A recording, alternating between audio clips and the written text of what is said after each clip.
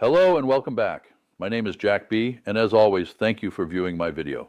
This episode is not about AI, although I will use it as a lead into the topic. I find it interesting that people today are laser focused on AI. AI has infiltrated and been integrated into almost every aspect of life imaginable. Most people don't realize it's there lurking in the shadows. AI is the good news and the bad news today. One beneficial use of AI that everyone seems to agree upon is its application in medicine.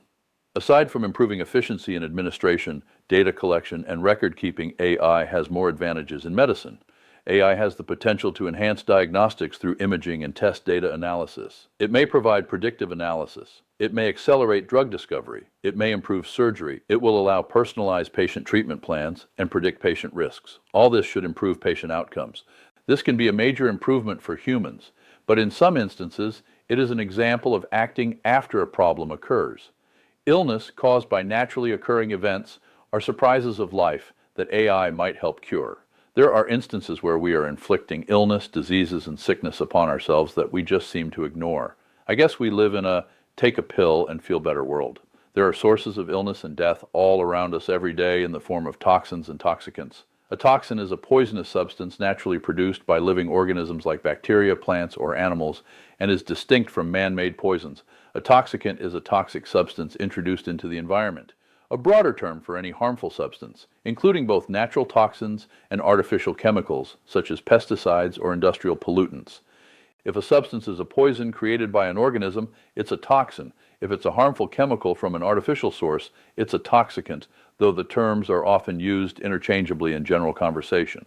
I suspect that many of the illnesses that afflict humans today, such as many of the cancers, some immunological diseases, and neurological afflictions, are caused by man-made poisons introduced into our environment. I know of at least one state that is testing food for substances harmful to humans. I believe every state and the federal government should support testing our food and drink for harmful substances. This is where we should start the cure at the beginning. Cheryl McLeod of the USA Today Network reported that Florida continues to test food for toxins, this time looking at bread sold in Florida.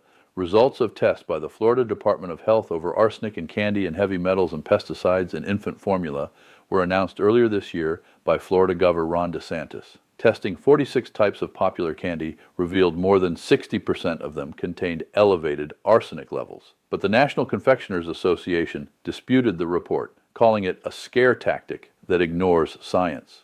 Tests of 16 infant formulas showed one or more heavy metals found were beyond the EPA safe water drinking standards. According to a news release, the FDOH tested 8 bread products across 5 national brands available in Florida grocery stores for glyphosate.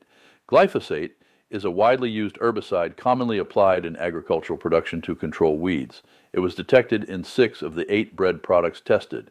It is the most widely used herbicide worldwide, according to the National Toxicology Program, part of the U.S. Department of Health and Human Services. It's also found in common household herbicides, such as Roundup. FYI, Agent Orange is also an herbicide. The carcinogenicity of this herbicide remains a matter of open debate, according to News Medical Life Sciences. Chronic exposure to glyphosate is linked to harmful gut microbiome changes, liver inflammation, and adverse neurologic effects, according to Dr. Joseph Ladapo, State Surgeon General. The Centers for Disease Control pointed to 2 different agencies which have reviewed studies over whether glyphosate could cause cancer. If you can trust the new revised EPA, they classified glyphosate as not likely to be carcinogenic to humans, based on evidence from animals and humans. The International Agency for Research on Cancer has classified glyphosate as probably carcinogenic to humans, which means there was sufficient evidence of cancer in animals, but limited evidence of cancer in humans. The CDC said glyphosate can cause nausea and vomiting. It can be very irritating if it is left on your skin or eyes.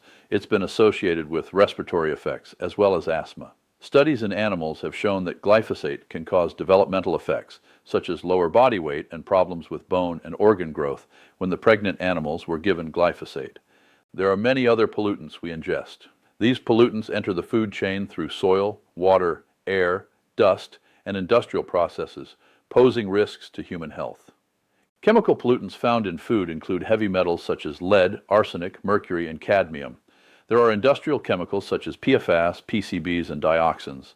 There are food processing chemicals such as bisphenol A, BPA, phthalates, brominated flame retardants, and perchlorate. There are agricultural chemicals such as pesticide residues and herbicides, and there are process-induced contaminants such as acrylamide formed during high-temperature cooking, furan, and polycyclic aromatic hydrocarbons, PAHs. A large majority of foods in stores are processed foods. These may taste good due to the chemicals added, but they are terrible for our health. Processed foods contain not only the previously mentioned environmental pollutants, but they also contain toxic pollutants added to the food on the way to your kitchen table. There are packaging chemicals, such as bisphenol A, BPA, and related bisphenols which are found in metal can linings and plastics. These can leach into food and act as endocrine disruptors. Phthalates are widespread in packaged food. They are linked to reproductive and developmental issues. PFAS, per, and polyfluoroalkyl substances are used in grease-resistant food packaging. Perchlorate is used in industrial manufacturing, often found in dry food packaging. There are food processing-induced chemicals formed during production, such as acrylamide, which is formed in high-heat cooked, starchy, or plant-based foods. PAHs, polycyclic aromatic hydrocarbons, are formed during smoking or charring. Heterocyclic amines, HCAs, are produced when cooking meat at high temperatures. Furan and furan derivatives are created during heat treatment. Chemical food additives and preservatives are health hazards. Potassium bromate is a possible human carcinogen used in baked goods. Propylparaben is a preservative linked to reproductive harm. BHA and BHT are preservatives used in cereals and fats. Artificial colors such as red dye 3, red 40, yellow 5, yellow 6, blue 1, blue 2, and green 3 are linked to behavioral issues in children. Other colors and additives that are subject to restriction or ban include citrus red 2, orange B, and titanium dioxide. These pollutants are particularly dangerous for brain development in children and can affect long-term health, often found in agricultural products and processed foods. Natural toxins such as mycotoxins and aflatoxins can develop during food storage. Natural and organic foods also contain the same levels and types of environmental pollutants as processed foods. The pollution spreads through the water, soil, and air.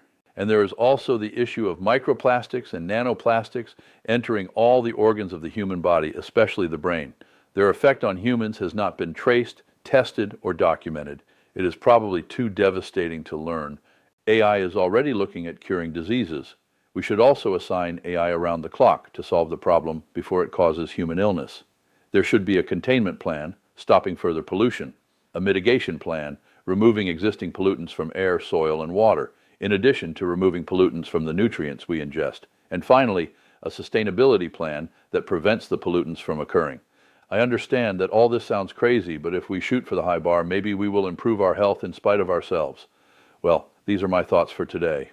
And again, whether you agree or disagree, please verify the information presented. Thank you. And until next time, take care and be safe. No, Kevin. Me na do it. Ooh.